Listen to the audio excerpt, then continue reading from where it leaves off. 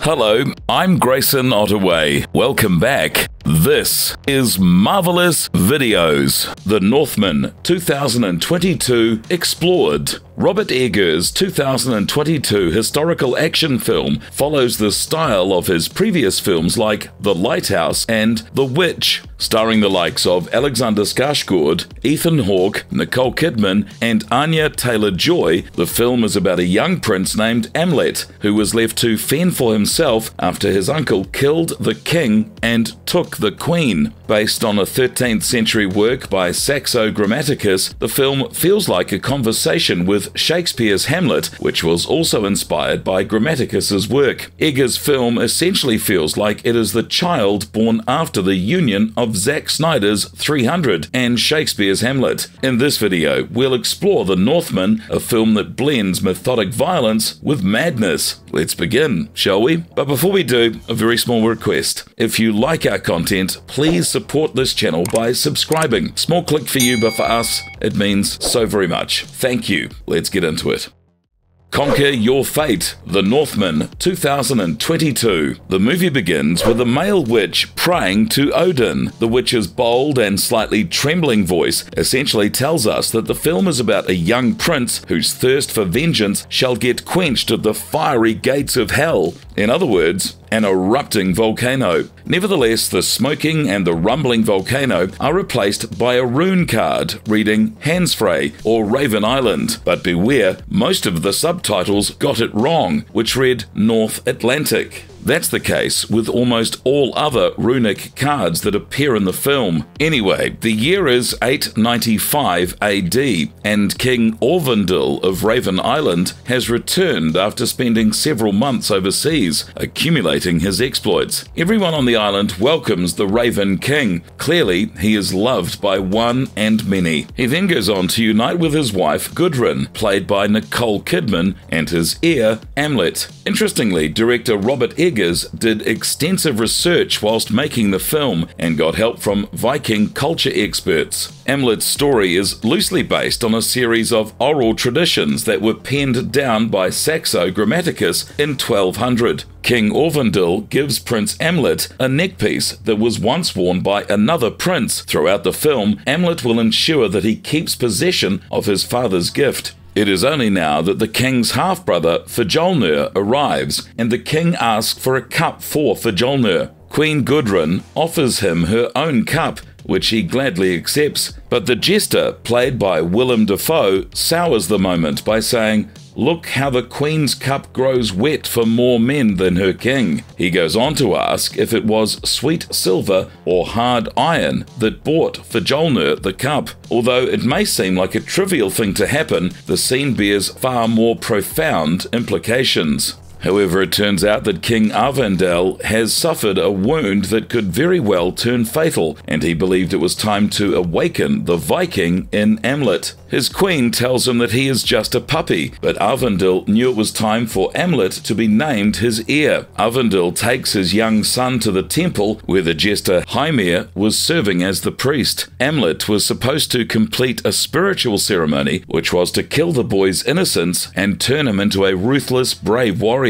The king and the prince started to pretend as if they were wolves, howling, jumping around on all fours, and eating out of a bowl using nothing but their mouths. While everything else in the film was well researched and grounded in historical facts, Eggers mentioned that the spiritual ceremony was the only one that was entirely made up, and hence the most fictional element of the entire film. Too many important things about the story are revealed here. For instance, Hymir says that drinking the vision mead of knowledge would teach the young prince what it meant to live and die with honor. He elaborates that every brave man should die on the battlefield, after which he should be taken to Valhalla by a Valkyrie. And that should be the fate Ameleth should strive for, because dying out of illness or old age was nothing but a matter of shame for the likes of brave warriors and kings. The test audience had a lot of issues understanding the film, and therefore Eggers threw in several clues disguised as ancient wisdom coming from the mouth of a fool. Arvandil and Hymir tell Ameleth how he should always be cautious because traitors may be hiding in plain sight, and that women's secrets secrets should never be sought, but they should be given heed because they are the ones who turn around the fates of men.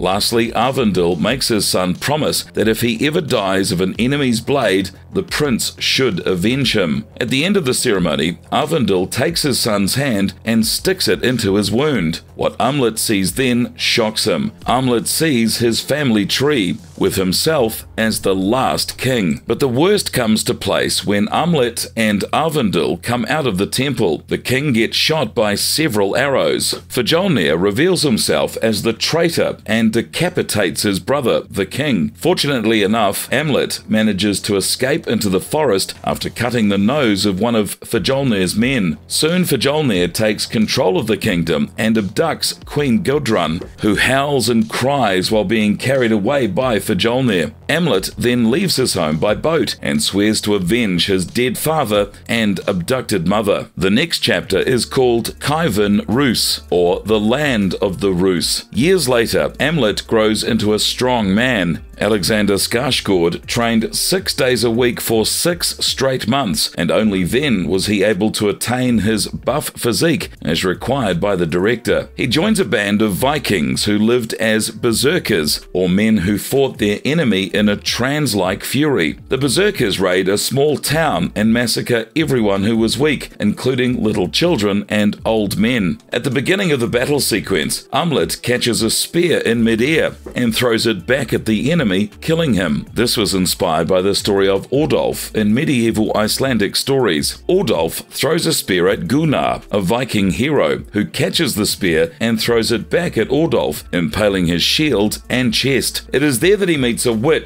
who foretells Ameleth's future and reminds him of the promise he had made to his father as a child. Not only do the seers guide Ameleth about the path he should take to exact his revenge on Fjolnir, but she also tells him that the end of his journey of rage and vengeance will be the beginning of the era of a maiden king. Ameleth soon learns that Harold of Norway had overthrown Fjolnir soon after he had usurped his brother's throne. Fjolnir was now living in Iceland, but the journey until there would be long and across the sea, and he was but a berserker, so he needed a ride. Ameleth marked himself with a branding iron, and posing as a slave, he sneaked upon a ship that was headed to Iceland. It's here that he meets Olga, played by Anya Taylor-Joy. Olga was a beautiful young girl who claimed that she was a sorceress. After a long journey, the group of slaves reached Iceland, but many had perished during the journey, and those who survived were in no good shape. The survivors are taken to Fjolnir's farm, who was living with Gudrun and his 2 sons. Ameleth is taken in by Fjolnir for his strength, and Olga for her beauty and youth. Ameleth spends several days on the farm, often trying to sneak up to his mother to tell her the truth about who he was. All he wanted was to save his mother from the clutches of Fjolnir. Meanwhile, Olga and Ameleth developed a bond of unity. One night, Ameleth hears the squawking of an Arctic fox and leaves his enclosure to follow the fox. The fox leads Ameleth into the lair of a he-witch, the same one whose voice we hear at the beginning of the film. Interestingly, the he-witch was wearing feminine clothing. This was a nod to the Iron Age Scandinavian belief that magic was the craft of women and the men who performed it were homosexual. However, according to Norse mythology, Odin himself dressed as a woman to learn magic from a goddess. The he-witch helps Ameleth and serves as a medium of communication between him and Hymir, whose skull was in possession of the he-witch. Apparently, when Fjolnir slaughtered Hymir, he cut out the fool's tongue and gouged his eyes, but the he-witch did his magic upon the skull. Hymir tells his prince about a weapon that he had chosen for Ameleth to take his revenge. The weapon, a sword, had been forged by the deadliest warsmiths, who used the most secretive rare iron to make the sword. It was supposed to be weightless in its owner's hand, yet deadly as a dragon's fang. However, such a powerful weapon would not come without a few secrets. The sword's thirst could only be quenched in human blood,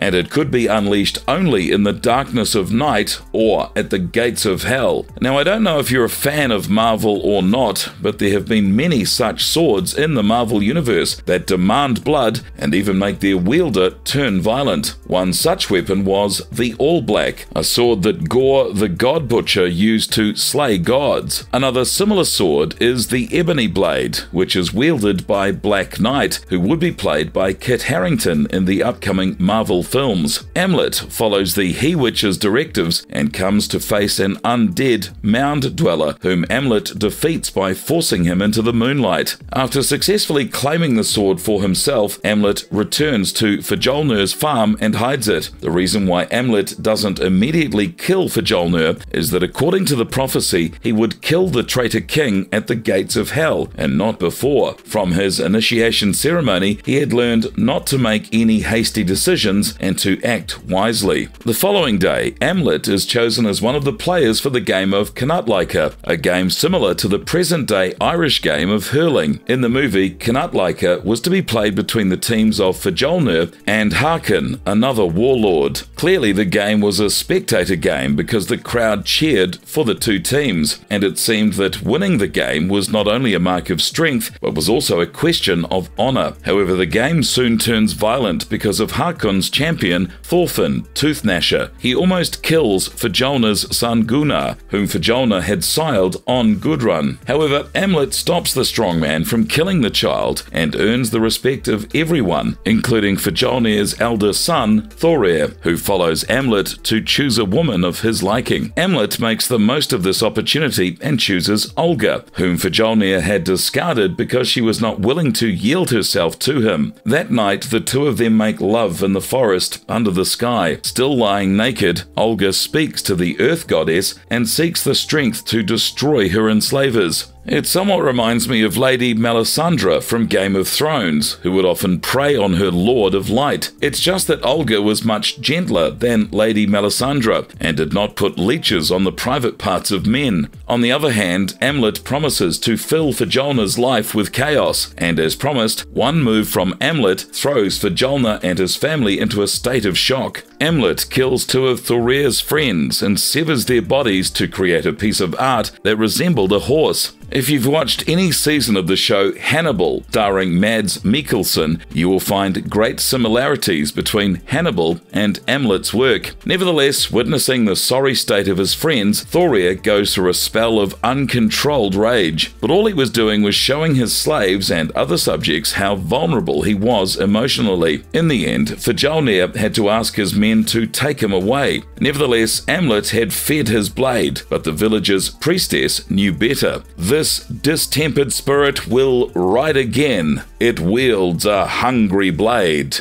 Later that night, the priestess prepares a sacrifice to ward off this spirit, but Ameleth employs his skills as a berserker to wreak further havoc on Fjolnir's farm. From a distance, he howls and growls, enraging the farmhounds. The power of Ameleth's calls was such that Fjolnir's loyal hand Raki became aggressive, and Fjolnir had no choice but to put Raki down. When Fjolnir comes to his temple to take stock of the situation, he finds one of his men slaughtered, while the blood dripped on the priestess. But Ameleth had one more trick up his sleeve. He and Olga had conspired to lace the supper with fly agaric, a potent hallucinogenic mushroom. As expected, the entire farm was in a state of chaos. The soldiers not only went berserk, but started killing themselves. Thorir as well, who had consumed the food, fell sick. Ameleth had created a window for himself to meet his mother, tell her about his secret, and free her from Fjolnir's captivity. But everything changes for Ameleth just as he begins talking to her. She tells him that Ameleth was forced upon her by King Orvandil. In fact, she did not even start as King Orvandil's bride, but just another prostitute with whom Orvandil lay one night. However, she gave birth to a son, and Orvandil married Gudrun because of that. On the other hand, Fjolnir loved her, truly loved her. When Orvandil returned from his overseas exploits, she begged Fjolnir to slay the king and to take the throne for himself. Not only that, but she also asked Fjolnir to kill her own son. Ameleth could not believe his ears until the woman kissed Ameleth, her own son, and Ameleth almost reciprocated, but soon got into his senses and realized what a sick thing he had indulged indulged in. I mean, now that the House of Dragon is out, we will see a lot of incest relationships and children born out of inbreeding. But I suppose the Northmen took it to another level altogether. Nevertheless, Ameleth flees from there, but he knows that Gudrun will soon share the news with everyone on the farm, and they'd be hunting him. Soon he kills Thorir in his fury. This one kill seemed a bit uncalled for because Thorir was not even armed, and that says something about Viking honor. He meets Olga and tells her that following day she should be prepared to flee at a moment's notice. When Fjolnir grieves and mourns for his dead son, he realizes that Thorir's heart was missing. Gudrun tells her husband that the raven spirit of her ex-husband had brought Ameleth to their doors. Enraged, Fjolnir seeks to find answers from his slaves and threatens to kill all of them. But just as he is about to strike Olga, Ameleth reveals himself and offers Fjolnir his son's heart in exchange for Olga's life. Fjolnir and his men charge at Ameleth, who uses his sword to defend himself, but interestingly enough, he does not unsheath the sword. If you remember the he-witch's words, the sword was to be unsheathed during the night or at the gates of hell. Ameleth fights with all his might, but when he realizes that Olga has managed to escape, he gives up and allows himself to be caught by Fjolnir's soldiers. Well, the dude still had a traitor uncle to slay and a prophecy to fulfill. Ameleth is taken hostage and beaten without a shred of mercy, but he was the son of Orvandil, the Raven King. A few ravens arrive where Ameleth was held captive and break him out. Meanwhile, Fjolnir and the others were attending Thorir's funeral. The funeral is known to follow several nuances of a specific Viking society who would sacrifice a maiden so that they'd keep company with a dead warrior or warlord. Young Gunnar slays the horse, which could have served as the young prince's initiation ceremony. The blood of the horse is then collected because they believed that it would make the journey of Thorir's soul swifter. Now that his son had been given a funeral, Fjolnir sought to seek his revenge, but found that Ameleth had already fled. In reality, he had been rescued by Olga. The two of them decide to escape Iceland and leave behind the quest for blood and revenge. Ameleth had chosen the love for his kin over hatred for his enemies. However, when he kisses Olga's wound, he has a vision of his family tree in which he sees Olga and her twin children. The little girl was wearing a king's attire and was proof of the prophecy that the witch had foretold Ameleth. Ameleth was the father of this maiden king. Ameleth was quick to understand that his children and Olga would never be safe as long as Fjolnir drew breath. Despite several of Olga's pleas, Ameleth jumped off the ship and headed to Fjolnir's village. Once back, Ameleth slays the noseless man and goes on to kill the others. Before heading into Fjolnir's house, he freed the slaves. However, he finds the house empty, only to be attacked by his mother from behind. In the battle that ensues, Ameleth unwillingly kills her, but then the young Gunnar jumps into Ameleth's back and starts to stab him with a knife. Ameleth tried to shake the boy off, but failed, and ended up killing Gunnar. Ameleth had earlier mentioned how he would never kill a woman, but not only did he kill his own mother, but also a child. Fjolnir appears from the darkness and sheaths his sword back. He realized that Ameleth would stop at nothing. Furthermore, Fjolnir had lost everything he once held dear, just as Ameleth had. The traitor uncle tells Ameleth, "I will meet you at the gates of hell, and there you will die by the hand that killed your father." Ameleth agreed to the invitation to the duel, or holmgang. Meanwhile, the freed slaves burned the farm down. At the gates of hell, the uncle and the nephew battle each other. The aesthetic beauty of the molten lava and the dark smoke was only enhanced by some great throat singing, engaging music, and awesome fight choreography. The two men shouted and screamed after landing each blow, but in the end, Ameleth decapitates his uncle, who gives Ameleth a fatal wound, killing the homeless prince. In the end, he has another vision in which Olga tells him that she and her children are safe and that he should let go of this mortal world. Next thing we know, a Valkyrie appears and takes Ameleth away and towards the gates of Valhalla, and that's how the legend of Ameleth saw an end as glorious as the path itself. Is the Nightblade like Thors Hammer? A sword with a name reminds us of the famous phrase from Game of Thrones, all great swords have a name. But then we're not in Westeros, we're in the depths of Viking lore. This reminds us of none other than a much-loved Norse god and protector of the world, Thor Odinson. Likewise, people could not help but draw a similarity between the Nightblade and Thor's hammer, Mjolnir. Much like the Mjolnir, Ameleth's sword has a personality of its own, and it's a signature weapon that has a history, or rather, a biography. However, it would be wrong to say that the Nightblade is like Thor's hammer. I mean, yes, the Mjolnir could be wielded by only those who are worthy, and the Nightblade could be unsheathed at night and at the gates of hell, but that does not mean the two weapons are alike. In fact, they are as different as Thor and Loki. The Mjolnir does not really demand and lust for blood, right? But if there is a sword that the Nightblade resembles, it could be All Black the Necros word, which belonged to Null and was stolen from him by Gore the God Butcher. It could also be compared to the Ebony Blade that is wielded by Black Knight. Interestingly, we recently covered the comic called Barbaric, which stars a barbarian named Owen, who possesses a similar bloodthirsty sword. However, this sword ensures that Owen uses it to only kill the bad guys. Do check that video out.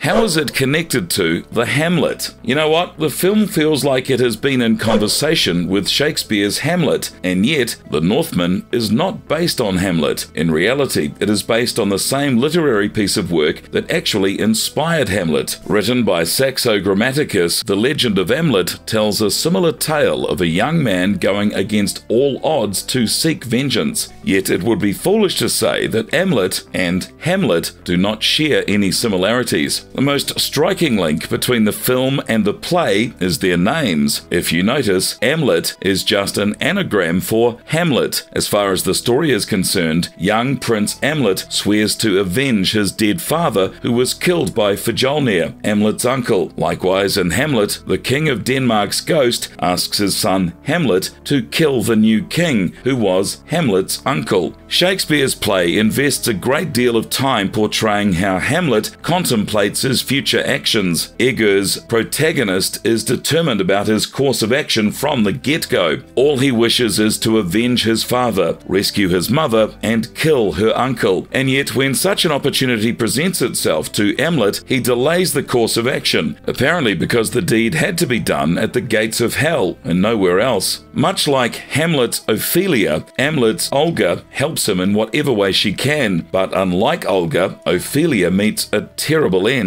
There's another bit of similarity between the names of Hamlet and Ameleth's mothers. They both start with the letter G, Gertrude and Gurdon. In Shakespeare's play, the Danish prince finds the skull of his father Jester while a gravedigger was excavating a burial site. However, Ameleth finds the skull in the possession of a he-witch. Much like Yorick the Jester, Willem Dafoe's Hymir also plays an important role in Ameleth's life, essentially arming him with the Nightblade. Furthermore, he is the one who leads Ameleth through the initiation ceremony. Another important but subtle similarity between Hamlet and Ameleth is the plot points, where the two protagonists use commonly accepted ideas to turn them against their enemies. While Hamlet stages a play within a play, Ameleth uses his uncle's religious beliefs to wreak havoc on the farm. While Ameleth doesn't really have a to be or not to be moment, he does delay the killing of his uncle. So you see, Hamlet the movie and Hamlet the play are essentially two pillars resting under the roof that is Saxo Grammaticus's work.